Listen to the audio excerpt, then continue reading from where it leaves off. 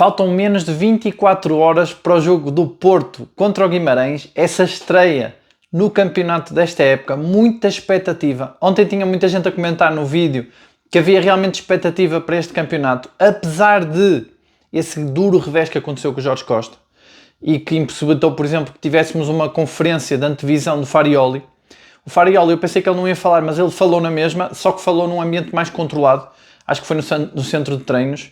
Eu não assisti, apenas li as palavras que ele disse e disse aquilo que já se esperava. Disse que realmente o Porto quer ganhar, quer entrar a ganhar, mas o Guimarães é sempre um adversário difícil. Lembrar que o Vitória de Guimarães chega com um treinador novo, fez uma pré-época muito boa e já sabemos que estas equipas, quando jogam no Dragão, jogam com motivação no máximo, com motivação em alta, além de não terem nada a perder, porque quem fica mal nesta história se perder o jogo é o Porto e não o Vitória de Guimarães. Tem essa falta de pressão das equipas que não são os três grandes quando vêm jogar ao Dragão e ainda tem esse facto de ser uma espécie de quinto grande.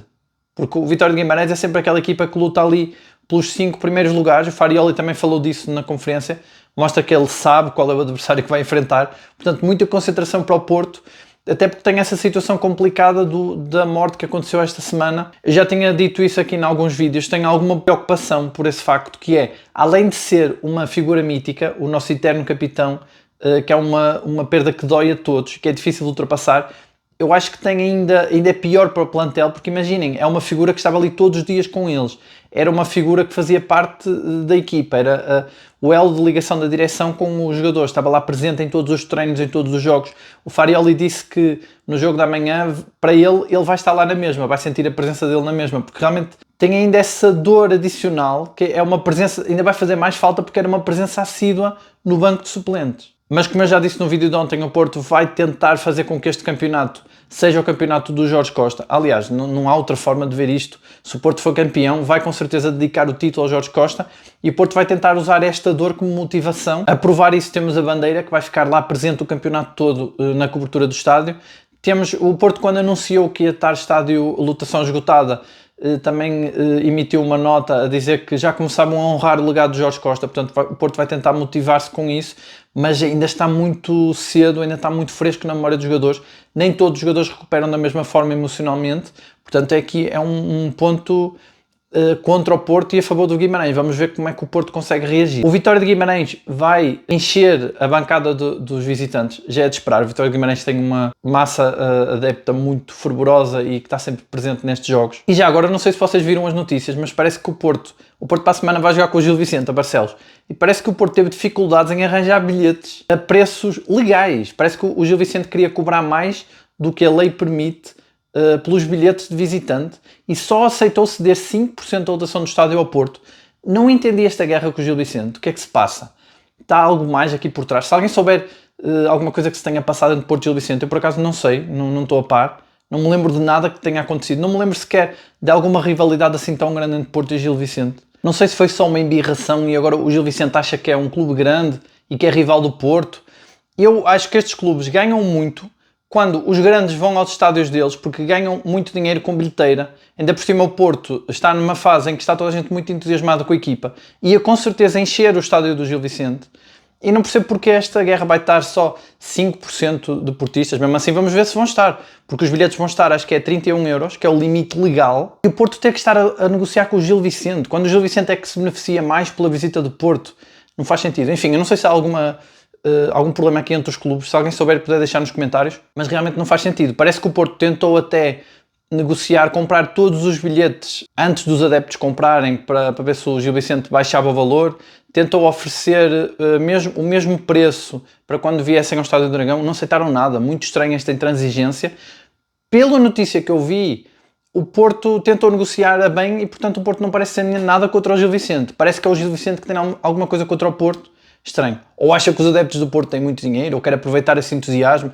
De facto, se o Porto vencer o Vitória de Guimarães de forma categórica, com certeza os adeptos vão querer ir a Barcelos ver o jogo. Agora, daí até o Gil Vicente comprar aqui esta confusão, esta guerra com o Porto, não entendi este incidente, sinceramente. Mas de qualquer forma vamos pensar no jogo da manhã, que é o principal, e o estádio vai estar cheio, e até o setor visitante vai então estar cheio, com muitos adeptos do Vitória de Guimarães, vai ser uma grande festa. Com esse peso e essa homenagem ao Jorge Costa, pode ser o lançamento desse campeonato em nome de Jorge Costa. Vai ser a primeira oportunidade de vermos este novo Porto a competir, um jogo a contar, um jogo oficial. Muita gente aqui a comentar que o De Jong deveria ser titular no jogo contra o Guimarães. Eu acho que não vai acontecer, porque basta olhar para o Neon Pérez. O caso do Neon Pérez, ele está a titular como central, mesmo depois da chegada do Bednarek, e deve jogar amanhã, porque o Farioli valoriza muito os jogadores que fizeram a pré-época com ele. Como o De Jong não a fez, vai ter que esperar. Ainda por cima o Samu está com esse voto de confiança do Farioli do clube. Aliás, se nós olharmos para as declarações do De Jong, ele diz que o Farioli lhe pediu para ele vir porque precisava muito de experiência, de jogadores experientes, porque os jogadores eram muito jovens, tal como a equipa do Ajax. E o próprio De Jong diz que o Farioli é um treinador que gosta de rodar muito na frente, o avançado, que não joga sempre o mesmo. Há sempre um que joga mais, mas que depois os suplentes também entram muito. E o De Jong até se coloca nessa posição, dizendo que na idade dele até pode ser bom jogar apenas meia hora em alguns jogos. Portanto, o De Jong já se coloca quase numa posição de central, fala aqui da experiência, portanto eu acho mesmo que o De Jong vem aqui tentar trazer algum foco e concentração ao Samu, essa experiência que lhe falta, porque o Samu está muito ansioso, quer fazer tudo sozinho, falha muitas bolas, e não é o Namazo e o Gul que lhe vão passar essa confiança. O Namazo, porque como eu digo, ele precisa mudar de ar, já está há muitos anos no Porto, sem exibições muito constantes, muito fiáveis, a marcar poucos golos, portanto a confiança do Namazo não deve ser a melhor. E depois o Denis Gul também, a confiança não deve ser a melhor, porque também é jovem, assim como o Samu, também se está a adaptar, também não conseguiu marcar muitos golos pelo Porto, sempre que entrou não fez exibições assim muito boas, portanto, de facto, o De Jong pode trazer aqui essa experiência. Porque, vejamos, é um jogador que já correu o mundo, que já não tem nada a provar, que toda a gente sabe que é bom, sabe o seu valor, que tem já uma idade avançada, que é maduro, que sabe jogar a alto nível e pode passar isso para o Samu. Acho que pode ser mais nesse sentido.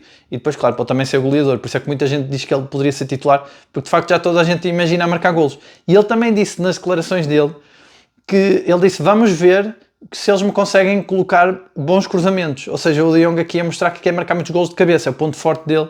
Portanto, é mesmo um avançado de área, e por isso está toda a gente muito entusiasmada também, porque de facto num 4-3-3, um avançado que fique fixo e que consiga corresponder a cruzamentos, num 4-3-3 clássico é o correto, é o avançado, é o máximo que se pede a um avançado é que encosta a bola lá dentro, que façam muitos cruzamentos e assistências, e o De Jong posto nesse lugar também. Portanto, eu acho que o De Jong vai ser esse jogador que vai desbloquear jogos em que o Porto vai precisar de marcar golo, e de facto, às vezes, nós sabemos que isto acontece muito no Campeonato Português, às vezes há jogos em que a bola não entra de forma nenhuma, e o De Jong vai servir para desbloquear esses jogos, e vai servir também para dar essa experiência e essa tranquilidade aos avançados que já lá estão, ao Denis Gul e ao Samu. O De Jong também falou muito do Namazo e do Gul, disse que eles eram jovens e que contavam muito para o clube.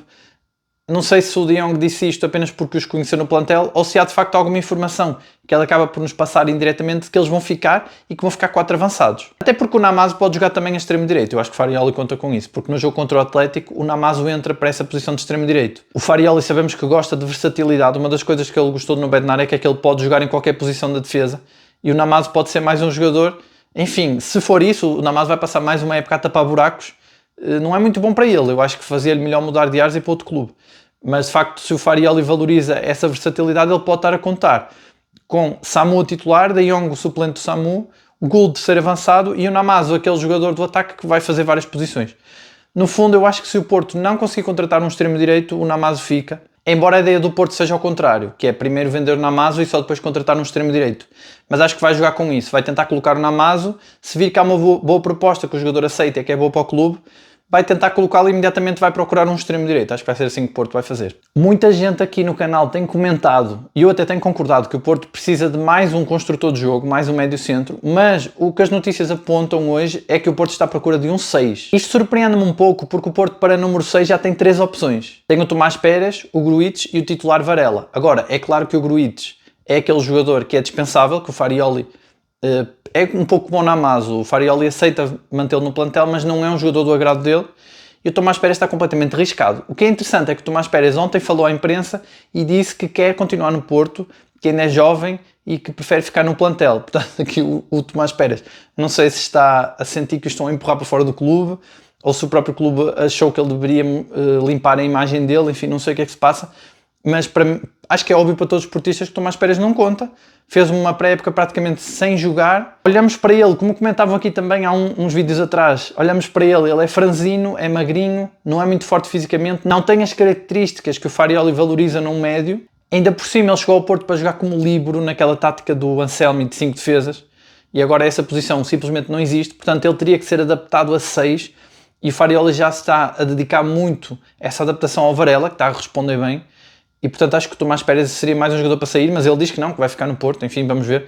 Mas se o Porto procura um 6 e já tem 3 6, em princípio está a pensar vender o Tomás Pérez e o Gruites. As notícias também apontam para esse tal lateral esquerdo, o Martim Fernandes, toda a gente aponta que será o titular. Aliás, podemos já falar do 11. Eu acho que o 11 que vai jogar contra o Vitória de Guimarães, na minha perspectiva, vai ser o mesmo que jogou contra o Atlético de Madrid. Ou seja, com o Diogo Costa, o Alberto Costa, o Neuen Pérez, o Bednarek, o Martim Fernandes. Depois no meio campo o Varela, o Gabri Veiga e o Froholt. E na frente o Borja Sainz, o PP e o Samu. Acho que ele não vai mexer muito. Vai tentar manter aqui, isto é o 11 base do Porto, é a espinha dorsal do Porto. Eu acho que o único jogador aqui que entretanto vai cair vai ser o Neuen Pérez. Se bem que, se o Neuen Pérez começar a jogar bem, a fazer boas exibições, o Neuen Pérez tem uma característica que mais nenhum central do Porto tem, que é aquele central muito ágil. Aquele central que não joga com altura, mas que joga com a sua agilidade e com a sua capacidade e velocidade de chegar aos lugares que os outros centrais mais duros de rins não conseguem. Só que o Neuen Pérez tem cometido muitos erros, ninguém o vê nessa posição. O que é certo é que o Neuen Pérez tem essa vantagem. Em relação a Zé Pedro, Prepich e Bednarek, o Neuen Pérez é o mais baixinho e o mais ágil. Vamos ver como é que são as exibições dele. Agora, se é para ele cometer muitos erros como cometeu na época passada, em princípio vai acabar por cair, e a defesa deve ser composta pelo Prepich e pelo Bednarek, que vai ser uma defesa dura, uma dupla de centrais muito dura, mas dura de rins também. Portanto, difícil. Não é uma defesa, não vai ser uma defesa muito rápida. Pode ter dificuldades. Quando a defesa estiver muito subida, para recuperar pode ter dificuldades, porque eles dois não são muito rápidos. Mas por outro lado vai ser uma defesa muito forte fisicamente, muito poderosa no jogo aéreo e com muita capacidade de luta, de mostrar força, complicada para os avançados adversários. Embora eu acho que vai haver adversários que vão começar a explorar as costas da defesa, e aí o Neuen Pérez é de facto melhor, vamos ver. É uma dúvida que fica, porque eu dou esse benefício da dúvida ao Neuen Pérez, porque de facto ele jogou meia época com o Anselmi e não foi o melhor Porto. Aliás, foi considerado por muitos o pior Porto de sempre. Portanto, há aqui jogadores que precisam de nova oportunidade. Neuen Pérez ainda não está naquela lista daqueles jogadores que estão há muito tempo no Porto. E por falar em lista de jogadores que estão há muito tempo no Porto, temos o Eustáquio. Que papel é que o Eustáquio vai ter neste Porto? Ele vai ser suplente. Eu acho que ele está a ser visto pelo Farioli como suplente do Froholt. Se de facto o Eustáquio vai ser suplente do Froholt, há muita pouca perspectiva para ele jogar esta época, porque o Froholt tem uma capacidade física enorme, é jovem, portanto, e ainda por cima tem toda essa expectativa à volta dele, um jogador caro, e o Eustáquio vai então ter um papel mais, se calhar, no banco, de motivar os jogadores. Não sei se o Eustáquio também não irá sair. Enfim, a saída do Eustáquio teria mais repercussões em termos de balneário, eu acho, porque é como dizia o De Jong, que o Farioli lhe disse que tinha poucos jogadores experientes, e o Eustáquio é esse jogador com essa experiência no Porto, com essa atitude a Porto, que os adeptos gostam, de nunca virar a cara à luta, apesar de não ser o melhor jogador com os pés, mas é um bom médio, não mais que isso. Se sair, talvez deixe mais problemas no balneário, porque é menos um jogador experiente. O Porto que vamos ter amanhã vai então ser esse Porto de pressão alta, com certeza, que vai ter essa tal defesa subida, que eu não sei se o Neuen Pérez não agarra o lugar por causa disso, por ser mais ágil para recuperar. Tem esses laterais que não atacam assim tanto e que em contrapartida têm médios como o Froholt, que sobem muito até à área, podem até fazer gols, como aconteceu com o Atlético de Madrid. Tem um número 10 que é o Gabri Veiga, que pode ser também um Mora, que joga ali entre linhas, um pouco mais solto. Tem um 6 puro, que já não víamos há muitos anos no Porto, que vai ser o Varela. E tem dois extremos muito criativos e muito lutadores, com muita raça, que seria o PP e o Borja Sainz. Claro que o PP já tem está um bocado escaldado para nós portistas, porque a última época ele não foi esse jogador tão raçudo assim, mas pronto, se tivermos o melhor PP, ele é de facto, assim como o Borja Sainz do lado esquerdo, do lado direito o PP garante essa intensidade e criatividade. E depois na área temos esse Samu, esse avançado, muito promissor, com muita força física, que mostrou na primeira fase da época passada que marcava muitos golos, que depois na segunda fase desapareceu, muito ansioso. Vamos ver se ele consegue estabilizar-se e marcar golos, porque é o que esperamos do Samu, que ele marque golos, mais do que fazer aquelas arrancadas que ele tanto insiste, de vir buscar a bola atrás e arrancar com a bola. Os adeptos até se podem empolgar, mas não é o ponto forte dele. E já começa muita gente até aqui nos vídeos a comentar que ele não é bom com os pés, porque ele está a insistir em jogadas que não são as características dele, e que mesmo que ele consiga fazê-las, na fase em que ele está de maior ansiedade, e em que as coisas não estão a sair tão bem, ele tem que arriscar menos isso e fazer golos, que é o que os portistas querem, que é o que os adeptos mais precisam, que a equipa precisa. Já sabemos que a grande figura deste 11 é o Froholt, muita expectativa para amanhã. Ele vai ser muito importante para comer linhas contra equipas que jogam com 5 defesas. Ele vai ter que encostar no Samu e depois vai ter que recuperar bem os contra-ataques do Vitória de Guimarães. Contamos com o Froholt também para recuperar mais rápido que o Gabri Veiga, em princípio vai ser isso. Contamos com toda a força física do Froholt. E depois a outra estrela seria o Rodrigo Mora, que vai partir do banco. Mais uma vez eu falo aqui que eu acho que o Rodrigo Mora deve ser titular, mas acho que é uma questão de tempo. Vamos ver, o Farioli está a tentar adaptá-lo a médio. Ele está a ser bem sucedido com o Varela, portanto vamos dar crédito ao Farioli. O Varela está-se a tornar um bom número 6, pode ser que consigam mesmo ao tornar o Rodrigo Mora em mais médio do que segundo avançado. Em termos de mercado há muitos rumores sobre jogadores que podem sair do Porto. Felizmente são todos jogadores excedentários que já sabem que podem sair, portanto não afeta muito a moral da equipa para este jogo.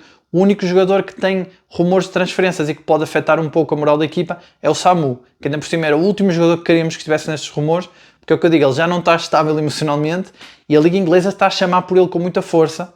Fala-se até que o Newcastle pode chegar aos 100 milhões, bem, aí chegando aos 100 milhões não dá a fazer, o Samu sai. Muita gente aqui comenta que o Samu pode sair. Eu acho que o Porto não quer que ele saia já, mas também se o encaixe financeiro for grande, dá para ir buscar outro avançado e temos o De Jong. Só que o De Jong ainda temos que ver, ok, ele já jogava na Europa e é experiente, mas ainda temos que ver como é que ele se adapta a este estilo de jogo. Mas os adeptos não estão a ver com tão maus olhos a saída do Samu, eu entendo que é porque o Samu já está há muito tempo a fazer exibições, a fazer as tais jogadas de vir buscar a bola atrás, de perder muitas bolas, aquela ansiedade de falhar muitos golos, e os adeptos já perdem um bocado a paciência. Vamos então ver como é que o Porto inicia este campeonato, muita expectativa, este novo Porto, que não tem nada a ver com o Porto que jogou, por exemplo, o Mundial de Clubes, o Porto da época passada. Eu hoje vejo o Rodrigo Mora no banco, por exemplo, e eu acho que o Fábio Vieira não teria lugar neste Porto. Não consigo ver uma posição em que o Fábio Vieira pudesse jogar, talvez na do PP, só que o Fábio Vieira também não tem essa intensidade. Também é um jogador mais franzino. Poderia jogar também no meio campo no lugar de Gabri Veiga, mas lá está, iria ter o mesmo problema que o Mora, de não ser tão forte fisicamente como o Gabri Veiga. Então acho que o Fábio Vieira também não tinha lugar nesta equipa. E se olharmos para o 11 que jogou o Mundial de Clubes e este 11, é totalmente diferente. Até o guarda-redes é diferente, porque jogou o Cláudio Ramos e agora joga o Diogo Costa. E há aqui incógnitas, principalmente nesses jogadores. O Diogo Costa é outro. Que Diogo Costa vamos ter? O guarda-redes, o super guarda-redes das épocas do Sérgio Conceição, ou o guarda-redes que não compromete, que é regular, mas que não é nada por aí além, que comete alguns erros, que foi o Diogo Costa desta época, que terminou. Temos um sinal, o Diogo Costa esteve muito bem na Liga das Nações, pode ser então que fosse tudo psicológico, que fosse tudo por causa do ambiente que estava em torno da equipa, estava-se a deixar levar pelos maus resultados e más exibições da equipa, então aí vamos ter um grande Diogo Costa, mas há essas incógnitas, muitas dúvidas que vamos esclarecer amanhã. Para mim esta antevisão de Farioli ainda não conta muito, eu quero vê-lo na conferência de imprensa, como é que ele responde. Eu tenho muita curiosidade para ver como é que ele responde aos jornalistas. Parece-me que ele não é tão simpático como era o Anselmi com os jornalistas. O Anselmi teve ali uma altura que já estava a começar a ficar um bocado farto da imprensa, mas ele sempre manteve aquela postura muito amigável. Eu acho que Farioli é mais duro, mas vamos ver, tenho muita curiosidade para ver isso. Muita curiosidade para ver este Porto mais intenso, mais alto, mais forte fisicamente, totalmente renovado, a competir no campeonato. Atenção que eu já disse aqui, o Sporting não facilitou, hoje joga o Braga, também não deve facilitar. O Vitória de Guimarães diz que vai ao Dragão para ganhar, o novo treinador de Guimarães disse isso, o Luís Pinto, e portanto o que é importante é que o Porto mantenha o foco e que perceba que para ser campeão vai depender de si, porque os adversários reforçaram-se, está toda a gente mais forte, com mais ambição, e o Porto tem que se superar. Esses dois reveses que não estavam planeados, que foi a perda do diretor desportivo, o nosso eterno capitão Jorge Costa, e também esse atraso no mercado que faz com que o Porto parta para a primeira jornada ainda só com a fase 1 do mercado concluída, sendo que são 3 fases. Vamos ver se consegue chegar à terceira. E agora eu quero saber de vocês, deixem nos comentários a vossa previsão, quanto é que vai ficar este jogo do Porto com o Guimarães? Vai ser uma goleada, vai ser um jogo fácil, vai ser uma vitória por margem mínima, vai ser um resultado surpreendente. Deixem nos comentários a vossa previsão do 11, a vossa previsão do resultado, a vossa previsão do mercado, o que é que vai acontecer mais. Estamos a poucas horas de começar o jogo, novidades podem aparecer, deixem também nos comentários sobre alguma novidade. E já agora, quem é para vocês o melhor jogador deste Porto, atualmente, como está agora? Por acaso eu acho que eu nunca fiz esta pergunta, tenho essa curiosidade, porque eu fico dividido entre 3 jogadores. Para mim é o Rodrigo Mora, mas como não é titular, pode ser o Froholt, que é a grande surpresa. Mas o Borja Sainz, eu acho que o Borja Sainz também é muito bom. Deixem nos comentários a vossa opinião, já sabem que eu leio todos. Um abraço a todos, deixem o like, subscrevam o canal se ainda não subscreveram e até amanhã.